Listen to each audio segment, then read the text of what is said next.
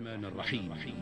يا أيها الذين آمنوا إذا نودي للصلاة من يوم الجمعة فاسعوا إلى ذكر الله وذروا البيع، ذلكم خير لكم إن كنتم تعلمون.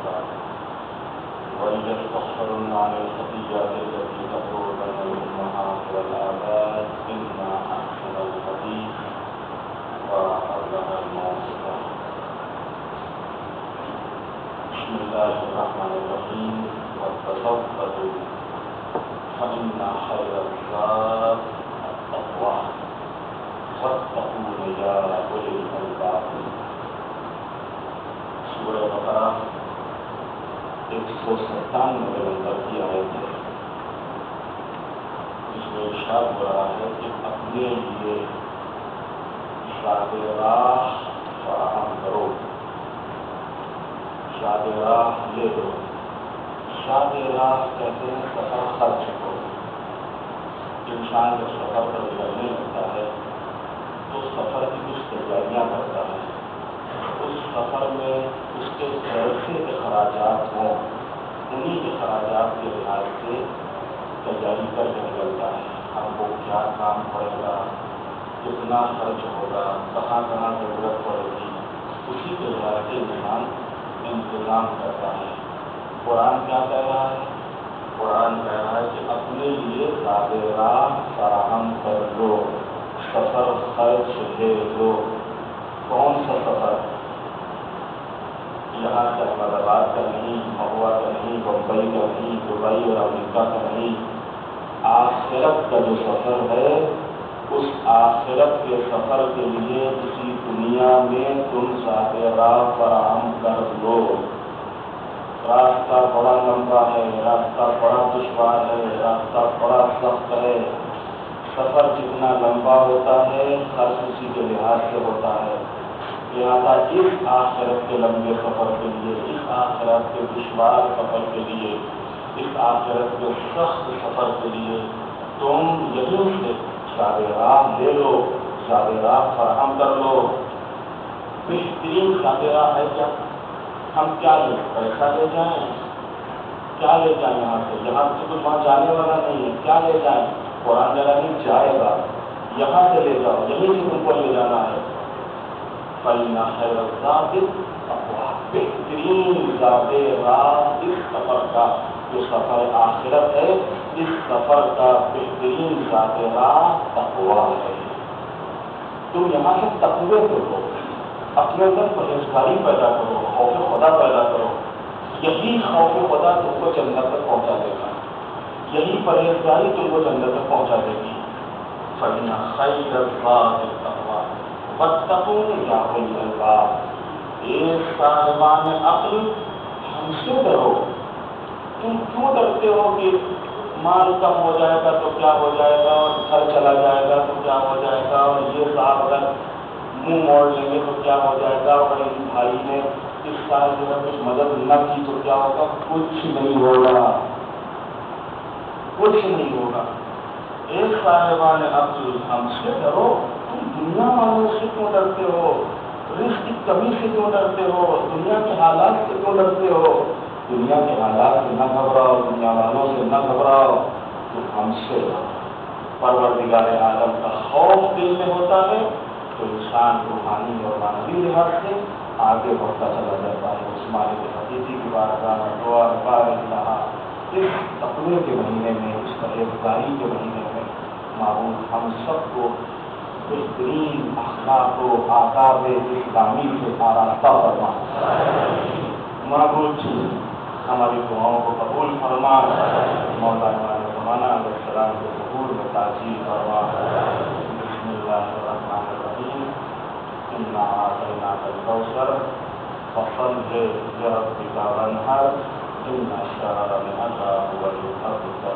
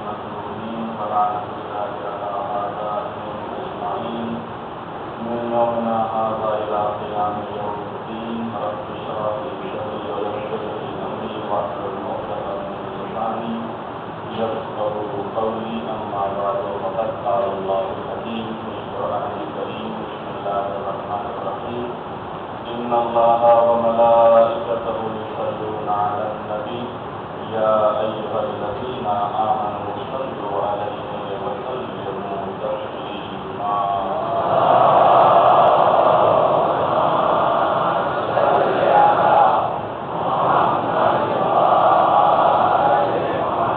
اللهم صل على سيد المرسلين وشفيع المذنبين نبينا محمد صلى الله عليه وآله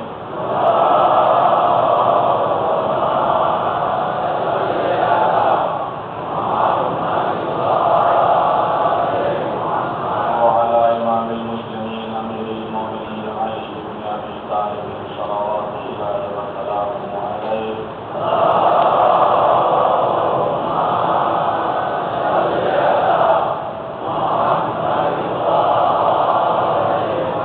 وعلى سيدة نساء العالمين وبركة خاتم النبيين سيدتنا فاطمة بنت رسول الله صلوات الله عليها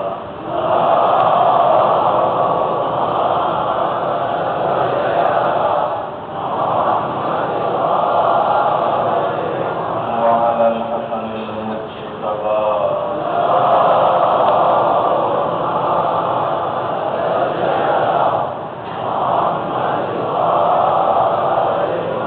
والحسين الشهيد بكربلاء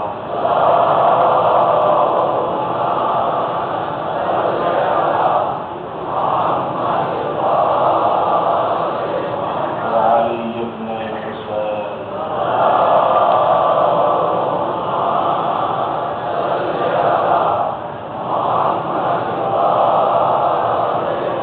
ومحمد بن علي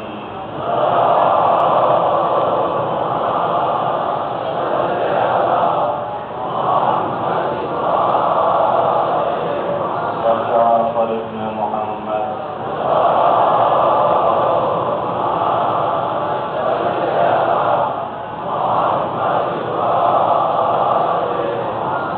وموسى بن جعفر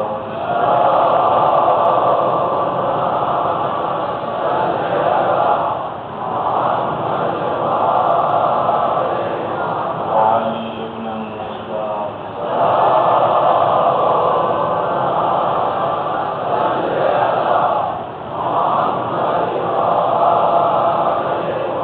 ومحمد بن علي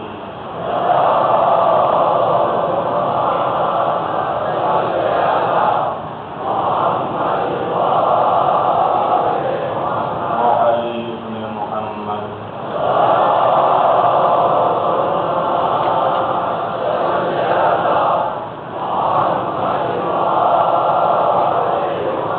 والحسن بن علي عليهم الصلاة والسلام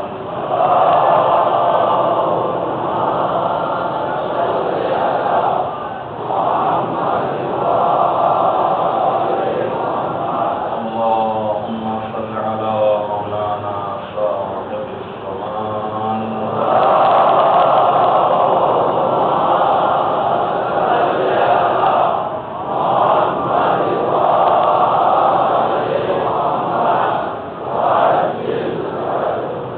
مع صاحب العلم والطغيان خادم الغيب الشرك والنفاق صلوات الله وسلامه عليه أوصيكم عباد الله ونفسي بتقوى الله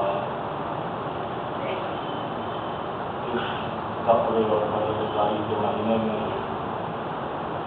میں خود اپنے کو اور آپ سب کو تقوی الہی اور عبادت و اطاعت پروردگار عالم کی وصیت و نصیحت کرتا ہوں۔ آج کے اس خطبے میں شروع میں صرف 3 حکمتیں اور پھر اس کے بعد اس ہفتے کی مناسبتیں اور دنیا کے حالات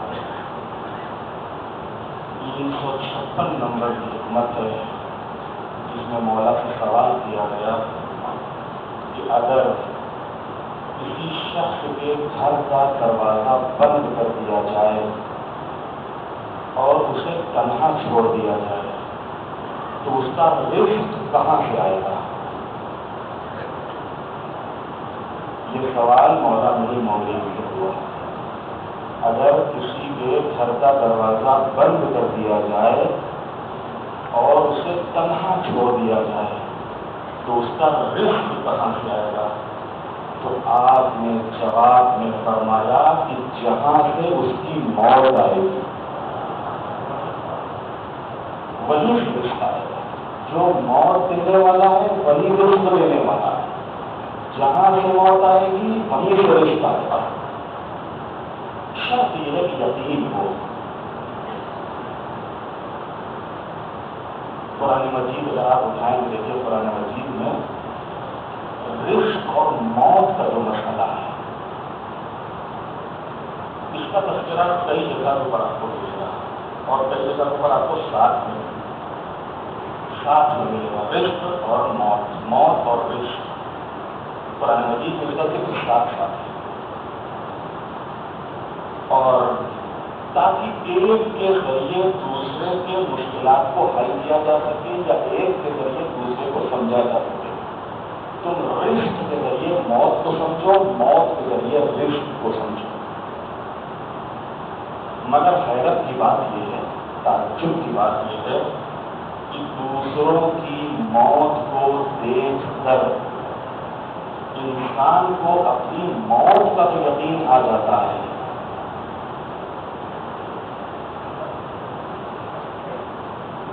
لیکن خود اپنی زندگی میں شکم مادر سے مسلسل تجربہ کرنے کے بعد بھی پروردگار کی رضایت کا یقین نہیں ہوتا۔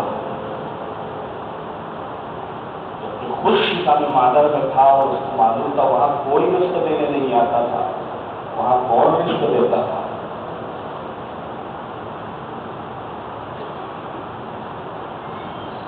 اور ہمیشہ وہم کا شکار رہتا ہے، ایک بے یقینی کی زندگی گزارتا رہتا ہے، پتہ نہیں کل کیا ہوگا اور پھر اگلے مہینے کیا ہوگا اور اگلے سال کیا ہوگا۔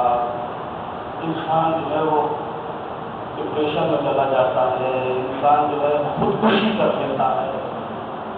یہ سب اللہ پر بھروسہ اور یقین نہ ہونے کی وجہ سے ہوتا ہے۔ 357 نمبر کی حکمت ہے، حضرت نے کچھ لوگوں کو تعزیت دیتے ہوئے یہ فرمایا کہ دیکھو نہ تو یہ پہلی موت ہے اور نہ آخری موت ہے، اس سے پہلے بھی بہت سے لوگ دنیا سے رخصت ہو چکے ہیں، اس کے بعد بھی رخصت ہوتے ہی رہیں گے۔ یہ تمہارا ساتھی سفر پر رہتا تھا، اب بھی یہی سمجھو کہ وہ اپنے کسی سفر میں ہے، اگر وہ آ گیا تو بہتر، ورنہ تم خود اس کے پاس پہنچ جاؤ گے۔ اگر وہ میرا ساتھی آ گیا جو ہم سے بچھڑ گیا ہے تو بہتر، نہیں آیا تو ہم خود اس کے پاس پہنچنے والے، اسی ساتھی سے ملنے والے۔ 359 نمبر کی جو حکمت مولا فرماتے ہیں، اے حرص و حوث کے اسیرو، لالچ حوث، اے حرص و حوث کے اسیرو، اب تو باز آ جاؤ کہ دنیا پر ٹوٹ پڑنے والوں کو زمانے کے اتھل پتھل اور یہاں کی آزمائشوں اور امتحانوں کے علاوہ ان کو کوئی سبق نہیں دے سکتا۔ جو حرص و حوث جن کے اندر پیدا ہو جاتی ہے تو یہ زمانہ ہی ان کو سبق دیتا ہے، یہ زمانہ ہی ان کو سمجھاتا ہے۔ اے لوگوں، اپنے نفس کی اصلاح کی ذمہ داری خود سنبھال لو۔ کوئی آئے ہم کو بات کرے، نصیحت کرے، بتائے، سمجھائے، ارے تم خود سمجھو، خود تم نصیحت لو، خود عبرت لو، اپنے نفس کی اصلاح کی ذمہ داری تم خود سنبھال لو اور اپنی عادتوں کے تقاضوں سے منہ موڑ لو۔ عادتوں کے غلام نہ بننا، بلکہ تم عبادتوں کے لیے خلق کیے گئے ہو۔ ہر وقت تمہاری نظر اللہ کے اوپر اور اللہ کے حکم کے اوپر ہونی چاہیے۔ مقصد کیا ہے؟ مقصد یہ ہے کہ خواہشات کا اسیر نہ ہو جائے انسان، حرص و ہوس انسان کے اندر نہ پیدا ہو جائے، اور اس دنیا کا صرف اسی دنیا ہی کا اعتبار نہ کرنے لگے کہ بس یہی دنیا ہی سب کچھ ہے۔ انجام کار کے زحمتوں سے ہوشیار رہو۔ اگر ہم کچھ کر رہے ہیں تو اس کا نتیجہ کیا ہونے والا ہے؟ حرام کھا تو رہے ہیں، حرام کر تو رہے ہیں، جھوٹ بول تو رہے ہیں، غلط سن تو رہے، اس کا نتیجہ کیا ہوگا؟ انجام کار کے اوپر نظر ہونی چاہیے، اور اپنے نفس کو اپنے قابو میں رکھو تاکہ بیجا رسوم اور محمل عادتوں کی پیروی نہ کرو۔ بس یہ تین حکمتیں ہیں کہ جو میں نے آپ کی خدمت میں آج بیان کی ہیں۔ جس میں جو آخری حکمت ابھی میں بیان کر رہا تھا، جس میں مولانا خود نفس کی طرف ہماری توجہ دلائی ہے کہ اپنے نفس کی اصلاح کی ذمہ داری تو خود سنبھال لو۔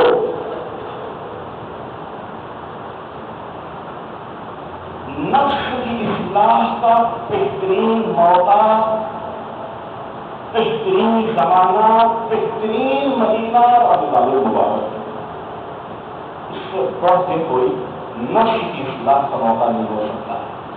اگر ہم اپنے نفس کی اصلاح چاہتے ہیں، اپنی اصلاح چاہتے ہیں، تو اپنی اصلاح کے لیے بہترین موقع اور بہترین مہینہ رمضان المبارک ہے، جس کے لیے خود پیغمبر کا ارشاد ہے کہ تمہارے نفوس تمہارے اعمال کے ہاتھوں رہنے میں، لہذا استغفار کے ذریعے سے ان کو چھڑاؤ۔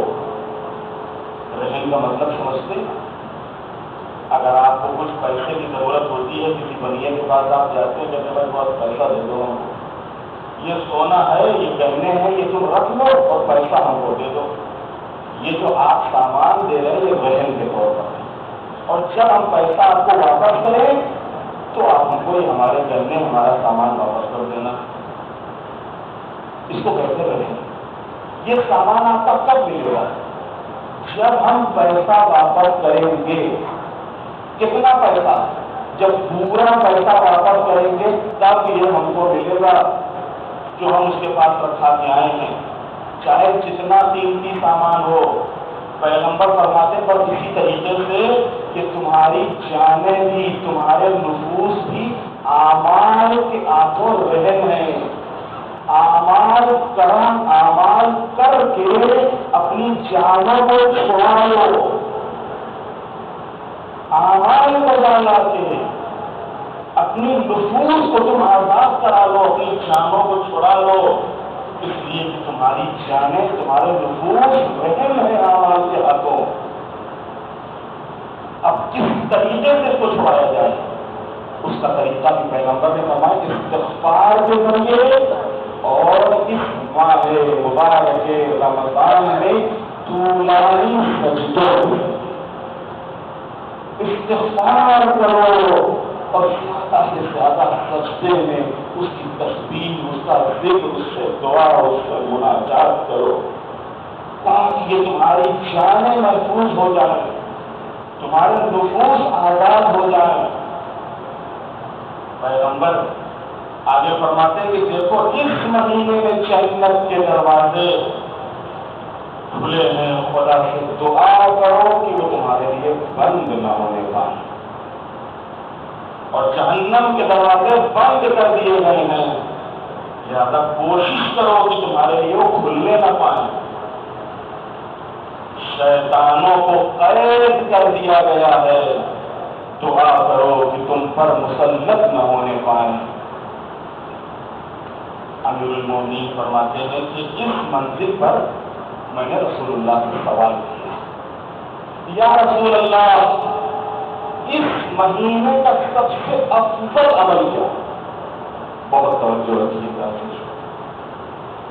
اس مہینے کا سب سے افضل نمازیں، روزے، خیر و خیرات، قرآن کی تلاوت، دعا جوشن کبھی، شب قدر کے اعمال، کون سا عمل اس مہینے میں سب سے افضل؟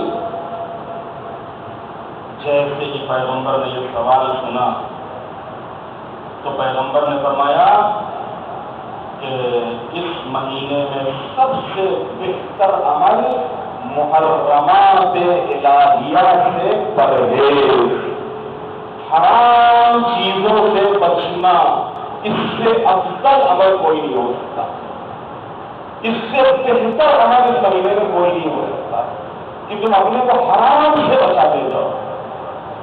جو چیز دیکھنا حرام اسے نہ دیکھو، جو چیز بولنا حرام اسے نہ بولو، جو چیز سننا حرام اسے نہ سنو، جہاں جانا حرام وہاں نہ جاؤ، جو چیز کھانا حرام اسے نہ کھاؤ، اپنے کو حرام سے بچا دیتا، اور اس سے بڑھ کے کوئی افضل عمل نہیں ہو سکتا۔ اور حقیقت یہی ہے کہ روزہ اسی لیے ہے، روزہ حرام سے چھڑانے کی مشق کا مہینہ ہے، ایکسرسائز۔ اور جب ایک مہینے تک انسان یہ مشق اور ایکسرسائز کر لے جائے گا تو عید کے دن اسے جو تحفہ ملے گا، اسے جو گفٹ ملے گا، جو انعام ملے گا، وہ مغفرت کی صورت میں، وہ بخشش کی صورت میں۔ جیسے ہی امیر المومنین نے یہ سوال کیا اور پیغمبر نے جواب دیا تو پیغمبر نے جواب دے کے رونے لگے، گریا کرنے لگے، آنسو بہنے لگے رسول اللہ کے۔ مولا علی نے سوال کیا، یا رسول اللہ آپ گریا کیوں فرما رہے ہیں، آپ رو کیوں رہے ہیں؟ پیغمبر فرماتے ہیں کہ علی میں دیکھ رہا ہوں کہ تمہارے بارے میں اسی مہینے میں حرام کو حلال کر لیا جائے گا۔ کسی بھی مومن کا قتل، کسی بھی انسان کا قتل حرام جائز نہیں ہے، اور وہ بھی امیر المومنین کو شک ہوگا۔ اے علی تمہارے بارے میں حرام کو حلال کر لیا جائے گا جب تم سجدہ پروردگار میں ہوگے، اور اولین اور آخرین کا بدترین شخص تمہارے سر پر تلوار لگائے گا اور تمہارے محاسن خون سے رنگین ہو جائیں گے۔ اس موقع پر مولا علی سلام کرتے ہیں، اللہ اکبر، ہم لوگ کتنے بے خبر ہیں۔ کائنات کا امیر جو امام معصوم ہے وہ پوچھتے ہیں، یا رسول اللہ جس وقت یہ تلوار لگے گی اور یہ حالات پیش آئیں گے تو میرا دین محفوظ رہے گا؟ اللہ اکبر، مولا علی پیغمبر سے سوال کر رہے ہیں، یا رسول اللہ جس وقت میرے سر پہ ضربت لگے گی اور آگے وہ بیان کروا رہے ہیں اس وقت میرا دین محفوظ رہے گا؟ دین بہت قیمتی شے ہے، دین کی حفاظت کریں، دین کی قدر کریں، دین کا احترام کریں، دین کی عزت کریں۔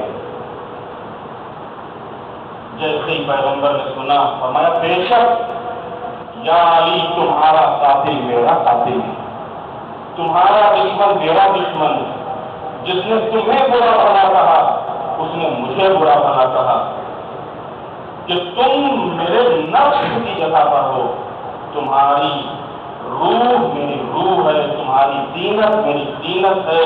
اللہ نے مجھے اور تمہیں پیدا کر کے منتخب قرار دیا ہے، تمہارا انتخاب امامت کے لیے ہوا، میرا انتخاب نبوت کے لیے ہوا۔ تمہاری امامت کا منکر اصل میں میری نبوت کا منکر ہے۔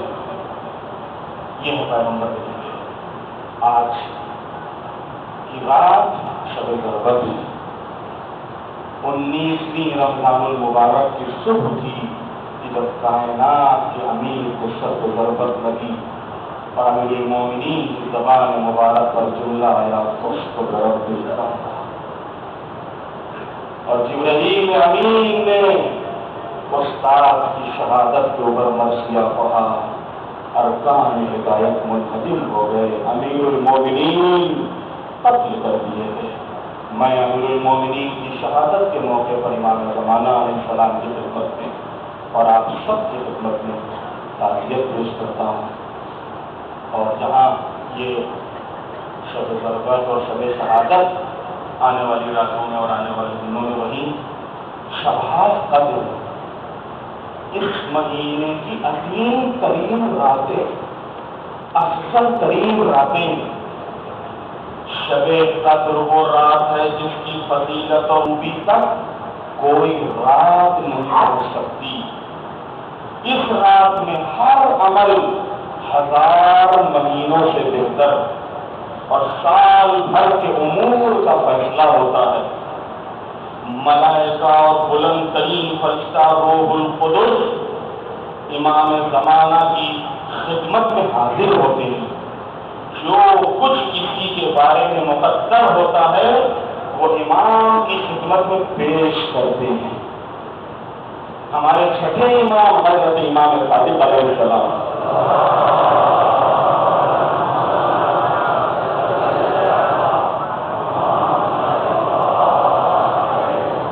امام سے شبائے قدر کے بارے میں سوال ہوا، مولا یہ رات یا وہ رات یا یہ رات کون سی رات؟ امام نے تینوں راتوں کے متعلق بیان فرمایا. امام نے فرمایا کہ 19ویں شب میں انسانوں سے متعلق مسائل مقدر ہوتے ہیں، 21ویں رات میں معین ہوتے ہیں، 23ویں رات میں ان پر مہر لگتی ہے. یہ تینوں راتیں ہیں، ایک کے بعد ایک، اس کے بعد ایک 19ویں رات، پھر 21ویں رات اور پھر 23ویں رات. ان تینوں راتوں کے یعنی جو شبائے قدر ہیں ان کے دو طریقے کے اعمال ہیں. ایک اعمال جو مشترک ہے اور ایک اعمال مخصوص ہے. یعنی کچھ اعمال وہ ہیں کہ جو تینوں راتوں میں کرنا ہے آپ کو، اور کچھ اعمال وہ ہیں کہ جو مخصوص 19ویں کے یا 21ویں کے یا 23ویں کے مخصوص اعمال ہیں.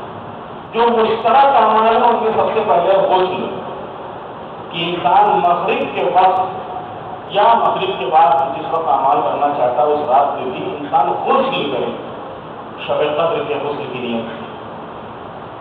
سب سے پہلی چیز ہے غسل، اور پھر غسل کے بعد ہے نماز، 2 رکعت نماز جس میں دونوں رکعتوں میں 7 مرتبہ سورہ توحید کی تلاوت کرے. نماز تمام کرے اور نماز تمام کرنے کے بعد تینوں راتوں میں استغفار 70 مرتبہ استغفر اللہ واتوب الیہ یا استغفر اللہ ربی واتوب الیہ. اور اس کے بعد تینوں راتوں میں قرآن کا عمل، سر کو پر قرآن رکھے اور اللہ تعالیٰ اور معصومین علیہ السلام کے واسطے اور وسیلے سے دعا کریں اللہ کی بارگاہ میں ان کے واسطے. اور اس کے بعد زیارت امام حسین. یہ تینوں راتوں کے مشترک اعمال ہیں، اور اس کے علاوہ پھر مخصوص اعمال ہیں جو انشاءاللہ آنے والی راتوں میں آپ کی خدمت میں بیان ہوتے رہیں گے. اور اسی تو یہ جو اشرا شروع ہو رہا ہے 21ویں شب سے، یہ آخری اشرا، اس آخری اشرے کی فضیلت بہت زیادہ ہے. یہ آخری باتیں، یہ آخری دن، یہ آخری لمحات، ہم جتنا حاصل کر سکتے ہو حاصل کر لیں، جتنا لے سکتے ہو لے لیں، جتنا اپنے کو بنا سکتے ہو بنا لیں، جتنا اپنے کو سنوار سکتے ہو سنوار لیں، اس لیے کہ اب یہ موقع دوبارہ ہاتھ آنے والا نہیں ہے. لہٰذا اسی دہے آخر میں جو ہے بہت ہی بافضیلت عمل ہے، اس عمل کا نام ہے اعتکاف. اعتکاف حدیثوں کی روشنی میں اعتکاف بے سہارا اور غریبوں کا حج ہے. اعتکاف خدا کی مہمانی کے لیے ایک روحانی سفر ہے. اعتکاف نماز اور روزے کا مورچہ ہے. اعتکاف کئی عبادتوں کا مجموعہ ہے. اعتکاف سے انسان کے اندر معنوی تازگی پیدا ہوتی ہے. اعتکاف سے انسان مسجد قرآن اور دعا سے مانوس ہوتا ہے. اعتکاف گناہوں کے اعتراف اور ان کی بھرپائی کا بہترین ذریعہ ہے. اعتکاف سے نبی کی سنت زندہ ہوتی ہے. اعتکاف جہاد اکبر کا ایک شعبہ اور وبھاگ ہے. اعتکاف سماجی برائیوں کے مقابلے میں بہترین سفر ہے. اعتکاف انفرادی اور اجتماعی عبادت ہے. اعتکاف گناہ کے معاف کروانے کا ذریعہ ہے. اعتکاف 2 حج اور 2 عمرے کا ثواب ہے. اس اعتکاف میں اعتکاف تفریح کے طور پہ نہ کریں. یہ کوئی مذاق نہیں ہے, کوئی کھیل تماشا نہیں ہے. اعتکاف یعنی اپنے کو 3 دنوں کے لیے کم سے کم دنیا سے بالکل بے تعلق ہو کے بالکل صرف اللہ کے ہو کے رہنا. اسی وجہ سے اعتکاف مسجد میں ہے, ورنہ گھر میں کیوں نہیں؟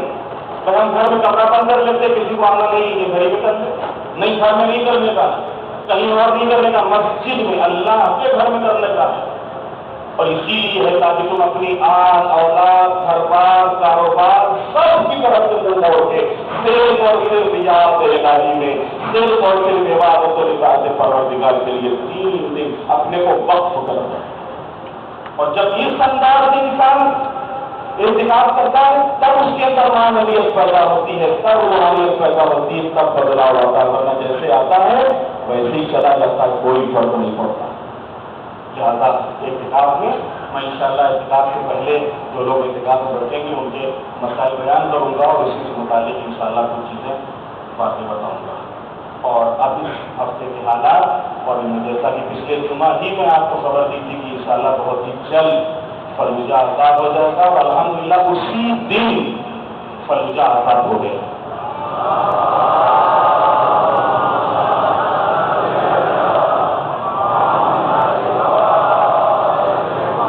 اور یہ بہت بڑی کامیابی عراقی فورسز کے لیے, عراقی عوامی فورسز کے لیے, ایران کے سپاہ پاسداران کے لیے.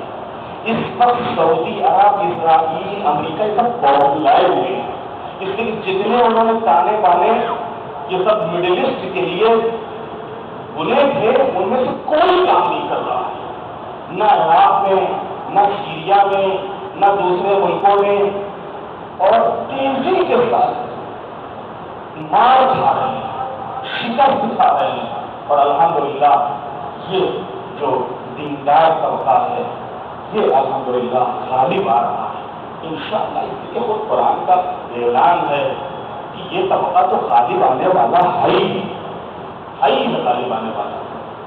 اور دوسرے یہ کہ اسی ہفتے جو بحرین سے خبر آئی ہے, بحرین میں ہمارے بزرگ عالم دین آیت اللہ عیسیٰ قاسم جو خود مجتہد اور آیت اللہ سیستانی اور دیگر بہت سے مراجع کے وکیل ہیں بحرین میں, ان کی شہریت کو ختم کر دینا, ناگرکتا ختم کر دی بحرین میں, صرف اس وجہ سے کہ عیسیٰ قاسم حق کہتے تھے, عیسیٰ قاسم سچ کہتے تھے, عیسیٰ قاسم ظلم کے خلاف آواز بلند کرنے والے تھے, عیسیٰ قاسم لوگوں کے حقوق کا دفاع کرنے والے تھے.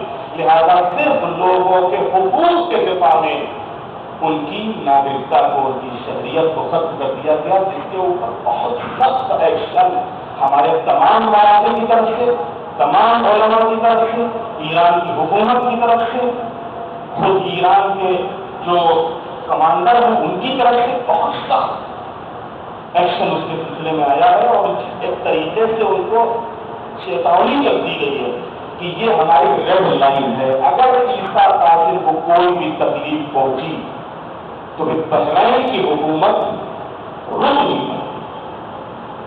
یہ ہماری ریڈ لائن ہے, اس کے بعد اب آگے نہ بڑھا. تو ہم بھی شیر کی عمل کی مذمت کرتے ہیں, اور خود آغاز عیسیٰ قاسم اور آغاز کی اور اس طریقے سے جتنے بھی افراد جہاں کو بڑا ظلم ہو رہا ہے یا قید خانوں میں ہیں, ان کی آزادی اور ان کی آسانیوں کے لیے اور ان کی طول عمر کے لیے پروردگار عالم کی بارگاہ میں دعا کرتے ہیں. اور دوسرے جیسا کہ کل ہی پرسوں آپ نے سنا ہوگا پاکستان میں ایک مقدار اہل بیت کی شہادت ہے, اور واقعی عجیب ہے بالکل, اور اس لیے کہ یہ واقعہ بالکل امیر المومنین کی شہادت کے قریب کیا گیا ہے اور پوری ایک سوچی سمجھی پلاننگ اور اسکیم کے تحت کیا گیا ہے. اور اگرچہ وہ ہمارے مسلک سے نہیں تھے، لیکن کیونکہ مولا کا قصیدہ ہوتا تھا، کیونکہ وہ حسینیت کا طریقے سے وہ پرچار کرنے والا اور حسینیت کو عام کرنے والا تھا، یہی چیز دشمن کو پھٹک رہی تھی۔ سعودی عرب جو انڈونیشیا کے صدر کو صرف اس لیے رشوت دیتا ہے، پرسنل حکومت کے صدر کو پرسنل بلا کے رشوت دی جاتی ہے کہ دیکھو انڈونیشیا میں شیعت کو پلٹنے نہ دینا، اور 200 شیعوں کو پچھلے سال عاشورہ کے موقع پہ انڈونیشیا کی حکومت اریسٹ کر لیتی ہے۔ اب آپ اندازہ لگائیے کہ اگر انڈونیشیا کے صدر کو خریدا جا سکتا ہے، پاکستان کے جو سرحد نہیں ہو رہے تھے، کتنی رشوت دی ہوگی نواز شریف حبیب کو، کتنی رشوت دی ہوگی پاکستان کی حکومت کو سعودی عرب میں ان شیعوں کے قتل کرنے کے لیے، ان اہل بیت علیہ السلام کے چاہنے والوں اور ان کے عقیدت مندوں کو ختم کرنے کے لیے۔ لیکن سعودیہ اس وقت دیکھ رہا ہے کہ جتنا زیادہ وہ ظلم کرتا جا رہا ہے، جتنا زیادہ وہ قتل کرتا جا رہا ہے، قتل کرواتا جا رہا ہے، اتنا ہی الحمدللہ شیعت فروغ ملتا جا رہا ہے۔ اور انشاءاللہ ظہور حضرت حجت ایسے ہی شیعت کو فروغ ملتا رہے گا، اور انشاءاللہ شیعت کا بلند رہے گی اور شیعہ کامیاب رہے گا۔ اس لیے خود رسول اللہ نے بتایا ہے، اے علی تم اور تمہارے شیعہ کامیاب ہیں۔ اس مالک کی بارگاہ دعا ہے، بارے جہاں کے واسطہ محمد والے محمد علیہ السلام کا ہمارے روزوں کو، نمازوں کو، عبادتوں کو، تلاوت کو، دعا اور مناجات کو اپنی بارگاہ میں قبول فرما۔ بارے الہ بحق امیر المومنین شبہائے قدر کو درک کرنے کی توفیق عطا فرما۔ معبود مظلومان عالم کی مدد فرما، ظالموں کا خاتمہ فرما، پرچم اسلام کو سربلند فرما، پرچم کفر و نفاق کو سرنگوں فرما۔ بارے الہ مومنین جو مریض ان کو شفا عطا فرما، جو مقروض ان کے قرضوں کو عطا فرما۔